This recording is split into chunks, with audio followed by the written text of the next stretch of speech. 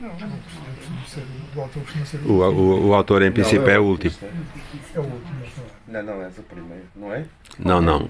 O autor costuma ser o último. Enquadramento das pessoas. Pronto, não há problema nenhum. Bom, boa tarde a todos, obrigado por estarem aqui. Se calhar há logo à cabeça duas perguntas que podem ser feitas, que é a que proposta é que eu, sendo um jornalista, escrevo um livro que é relacionado com a arquitetura. E a segunda pergunta é a que propósito, ou porque é que isto é uma edição de autor, tendo eu vários livros, todos os livros que tenho publicados são em editoras convencionais. Eu já explico isso, mas porque eu sempre defendi que não se deve esquecer a mão que embala o berço. Há uma outra informação que eu tenho de dar antes, quer dizer, que é mais burocrática, se quisermos, mas tem a ver com os patrocínios. Este é um livro que só foi possível graças aos patrocínios que tem, nomeadamente da Fundação Marques da Silva, da Câmara Municipal de Matosinhos e da seguradora MDS, e depois, em particular, de alguma forma, o mecenas principal, o grupo DST.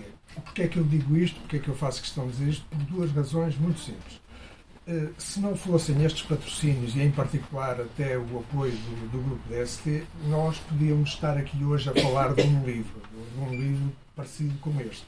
Seguramente não seria este livro, com as características que ele tem, em termos da qualidade, toda a sua qualidade de papel, digamos, física. Não estou a falar do conteúdo, estou a falar da qualidade física do livro e de todas as opções que foi possível tomar para fazer este livro, que é, eu considero, e sei que não sou só eu, é um objeto livro lindíssimo.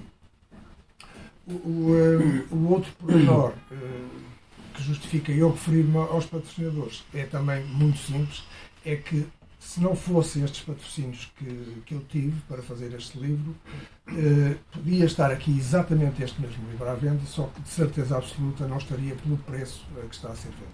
Teria de ser muitíssimo mais caro, porque isto é um livro realmente muito caro de fazer. Vocês não têm culpa nenhuma, eu estou só a dar esta explicação porque é importante.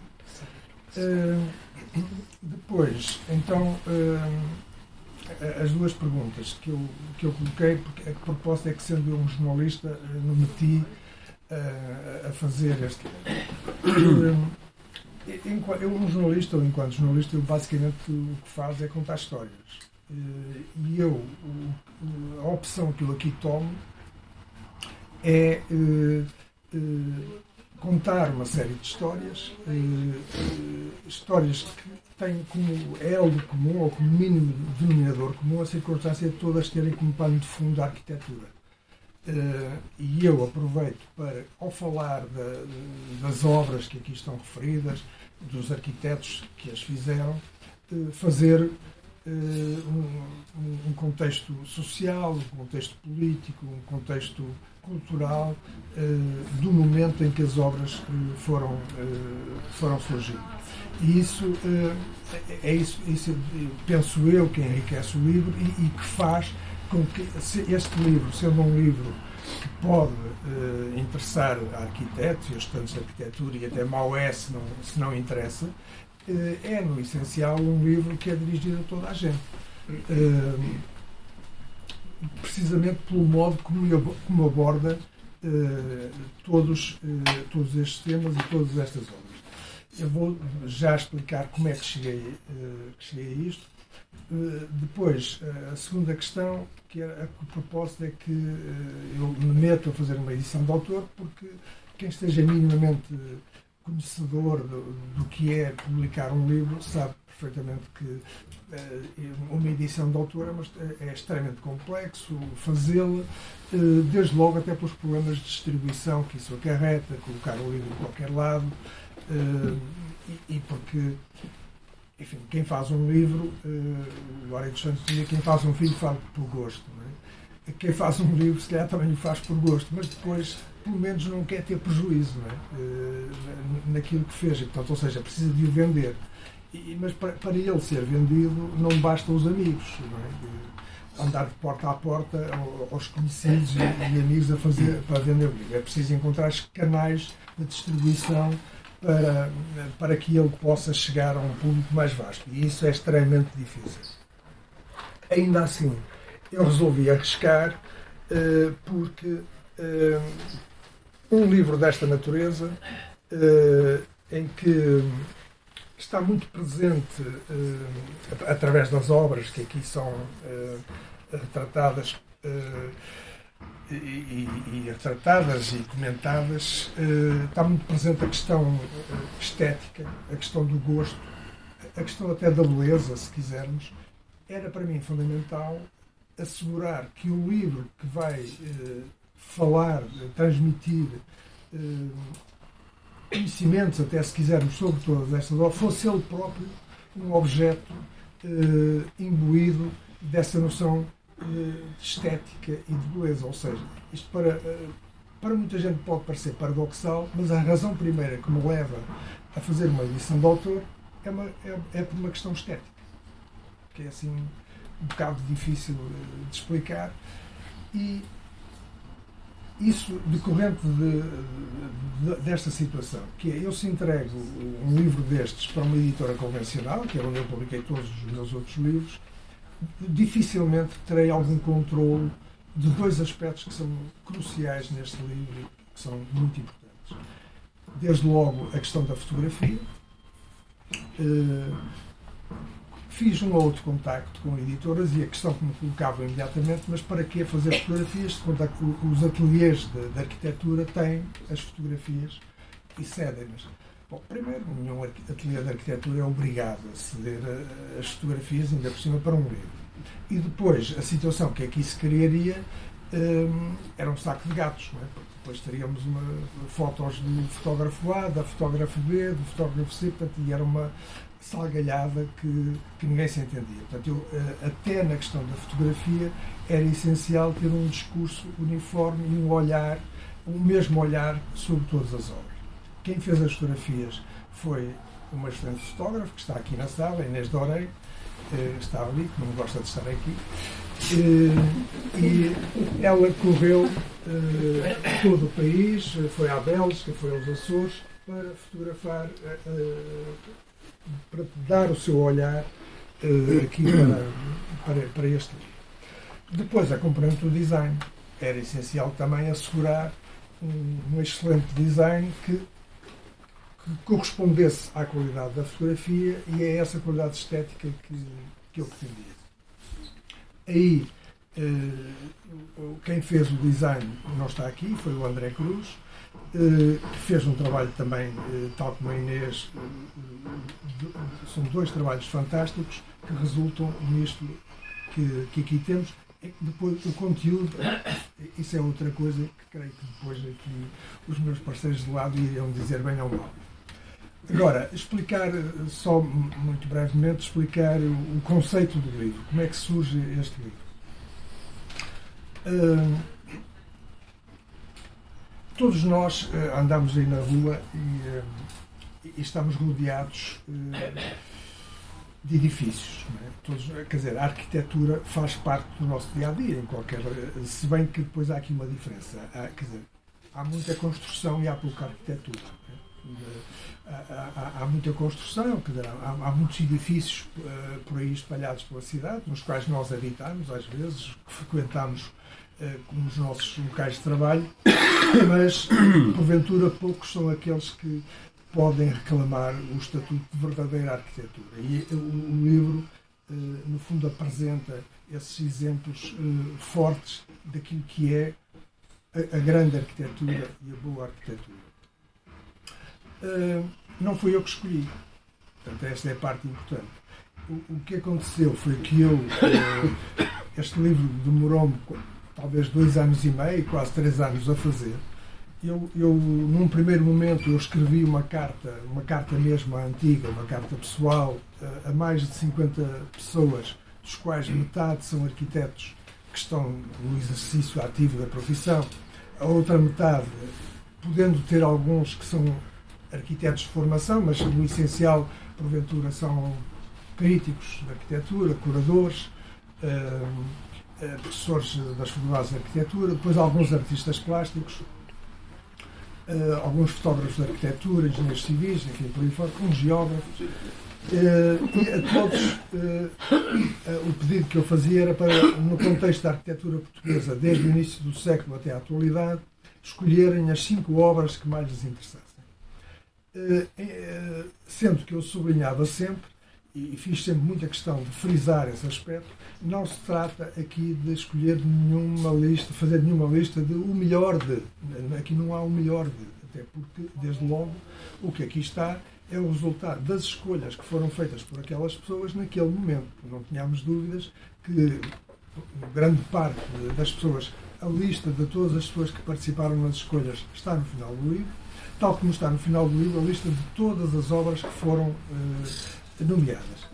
E não tínhamos grandes dúvidas que qualquer um de nós que seja solicitado a fazer uma lista deste tipo, ou dos melhores jogadores de futebol, ou as melhores cantoras, o que quisermos, porventura hoje damos uma lista e se calhar para a semana, podendo manter alguns nomes, se calhar já vamos a modificar outros. Ainda assim, eu estou convencido que, independentemente dessas oscilações que possam ocorrer, há aqui um conjunto de 5, enfim, meia dúzia de obras que, acredito eu, fosse quem fosse a escolher, e escolhesse quando escolhesse, elas estariam sempre aqui. Eu acho isso, eventualmente tu poderás depois dizer se concordas ou não. Com os resultados obtidos, eu que de início pensava fazer um livro que incluísse umas talvez 20 a 25 obras, percebi que não era possível, porque a dispersão das escolhas foi de tal ordem que não me permitiu ir além das 16 obras. Quem já tiver visto o livro, ou quem verificará que eu acrescento um subtítulo que é o passado e o presente da arquitetura portuguesa em 16 obras mais uma. O que é este mais uma? O mais uma é um desafio que eu faço ao eventual leitor, porque é natural que qualquer pessoa que veja o livro e anda por aí e vê o que se faz e o que existe, faça aquele clique, falta aqui a obra A, falta aqui a obra B ou C. É natural, portanto, e essa é a obra que cada um poderá acrescentar aqui da sua escolha. Depois, sobre cada obra, eu escrevo um texto em que faço a tal contextualização política, cultural, sociológica, toda a envolvência do nascimento da obra e até do próprio arquiteto, em que circunstâncias é que ele avançou com aquela obra, e esse texto é sempre seguido de uma entrevista ao arquiteto, autor da obra, desde que ele esteja vivo, não estando vivo, alguém que esteja especialmente habilitado para falar sobre a obra. Eu disse logo de início que, sobretudo, isto conta muitas histórias. E há histórias que, por exemplo, eu vou sabendo, e há dias houve uma que fiquei surpreendidíssimo, porque uma das obras que aqui está é um bloco habitacional em Lisboa, que é o bloco das Águas Livres, que tem uma história curiosíssima, a própria construção daquilo. Os autores são o arquiteto Nuno Teotónio Pereira e Bartolomeu Costa Cabral. O arquiteto Nuno Teotónio Pereira já faleceu, o arquiteto Bartolomeu ainda está vivo, embora uma avançada idade, e eu soube isto há dias, portanto já não foi possível incluir no livro, porque isto há dias é literalmente há dias, foi semana passada que eu soube isto. Quem foi um dos engenheiros desta obra, que começa por ser uma obra que é encomendada por uma companhia de seguros, a Fidelidade, creio eu, e é encomendado a estes dois arquitetos, ao Nuno Teotónio Pereira e ao Nuno Portas.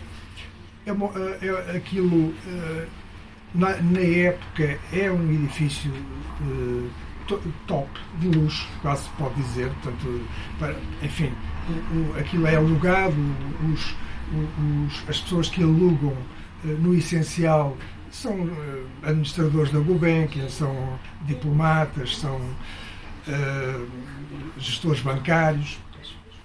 E chega um momento em que, passados muitos anos, em que a companhia resolve vender o edifício e quem aparece para o comprar era uma instituição espanhola que ninguém sabia muito bem o que é que iria resultar daquilo. E então os moradores juntaram-se todos e numa semana reuniram o dinheiro necessário para serem eles, tinham o direito de opção, para serem eles a comprar o edifício e ficaram com ele. E então agora a questão é, quem foi o engenheiro desta obra? O engenheiro não, um dos engenheiros desta obra que é aqui incluída tão paradigmática. Depois foi um senhor que acabou por ser primeiro-ministro de Portugal durante 5 governos provisórios, chamado General Vasconcelos, que na altura era o jovem engenheiro Vasconcelos, foi um dos elementos aqui presentes.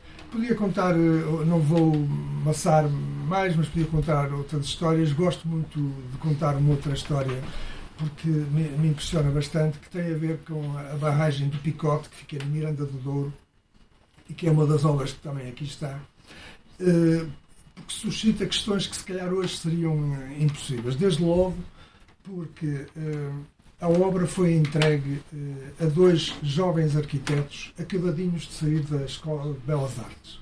Não tinham obra, praticamente. Eu acho que isto hoje seria impensável e completamente impossível entregar uma obra desta dimensão a 2 jovens arquitetos saídos da Escola de Belas Artes.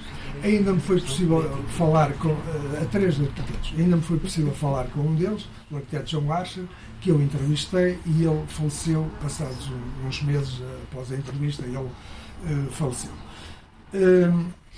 E são 3 jovens arquitetos que vão para Miranda do Douro, estamos a falar dos anos 50.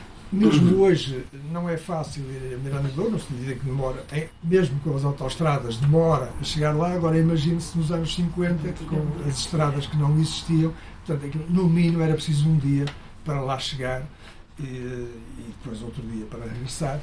Bom, eles acabam por fazer não só a barragem, mas acabam por fazer todo um complexo que inclui uma igreja belíssima de resto, um supermercado, um posto de correios, tem uma pousada, tem uma piscina, tem um campo de ténis, mas era preciso gente para construir isto.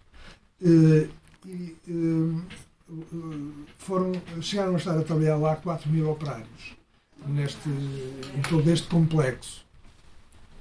E tinham de dormir em algum lado, porque aquilo não era deserto, porque aquilo não é deserto de gente, se quisermos.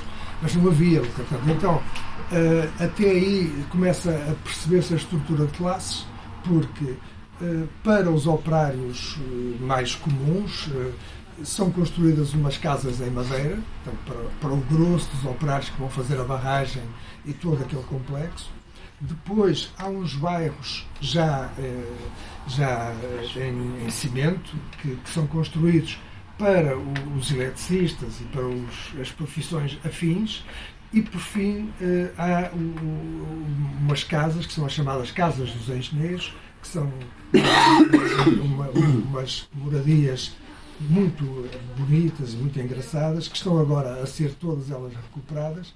Depois havia a pousada, que ainda hoje é de exclusivo uso dos altos quadros, agora já não sei se é EDP, enfim, mas era a EDP, agora aqui foi vendido, são os chineses, segundo dizem, não é? Pronto, mas continua a ser de uso exclusivo desses altos quadros, e a piscina e o quartel. O surpreendente disto, e aqui me calo, o surpreendente disto é que estes jovens arquitetos vão lá no fundo, para o fim do mundo, e atrevem-se a fazer um conjunto de construções num estilo modernista, o chamado estilo modernista, que